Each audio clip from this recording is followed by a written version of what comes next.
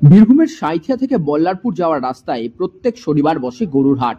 দীর্ঘদিন ধরে চলে আসা এই হাটের বৈধতা নিয়ে প্রশ্ন তুলে সরব হলেন বীরভূমের তৃণমূলের ছাত্রনেতা প্রীতম দাস।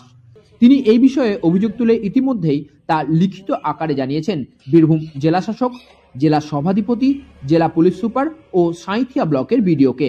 এছাড়াও ওই এলাকার স্থানীয় মানুষজন যারা শনিবার ওই পথে যাতায়াত করেন তাদের অভিযোগ, এই গরুর হাটের কারণে সাঁইথিয়া থেকে রামপুরহাট যাওয়ার রাস্তায় ব্যাপক যানজট হচ্ছে।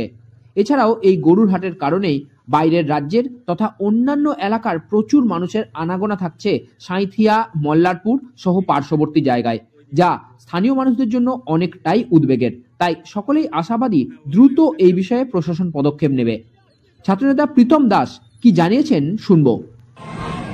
দেখুন, সাঁইথিয়া মল্লারপুর যে মেইন রোড আছে, সাঁইথিয়া মল্লারপুর মেইন রোডে তালতলা মোড় পেরোলে ডান দিকে একটি গরুর হাট আছে, যেটির বৈধতা কতদূর আছে আমাদের কারো জানা নেই। সেখানে প্রতি শনিবার হলে গরুর হাট বসে, তার পাশেই একটা শ্রীকৃষ্ণ মন্দির আছে, তার সংলগ্ন এলাকাতে গরুর হাট হয়ে থাকে সবসময়।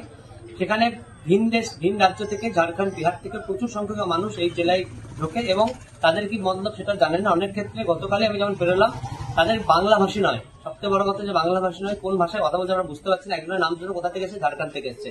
এরকম ভিন রাজ্যের মানুষ আমাদের প্রতিনিয়ত আমাদের জেলাতে ঢুকছে, আমাদের রাজ্যে ঢুকছে। এছাড়া এই গরুহাটের কোনো বৈধ কাগজপত্র নেই। আমাদের কোনো পঞ্চায়েত সমিতির এরকম করে টেন্ডার হয়েছে বলে আমাদের জানা নেই, সূত্র মারফত সেটা জেনেছি।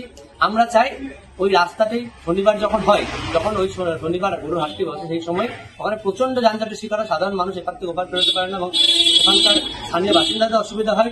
সেই কথা মাথায় রেখে সেটা বন্ধের জন্য আজকে আমরা ডিস্ট্রিক্ট ম্যাজিস্ট্রেট থেকে শুরু করে এসপি স্যার, বিডিও স্যারকে এবং সভাধিপতি স্যারকে আমরা মেলের মাধ্যমে চিঠি করলাম। তো আমরা চাই দ্রুত এই সুরাহা হোক, কারণ সাধারণ মানুষ এর ফলে খুব হয়রানির শিকার হয়। আমরা চাই এই গরুর হাট বন্ধ হোক এবং যেটা বৈধতার ক্ষেত্র সেই বৈধতা অনুযায়ী সমস্ত কাজ করুক, এটা আমাদের অনুরোধ প্রশাসনের কাছে।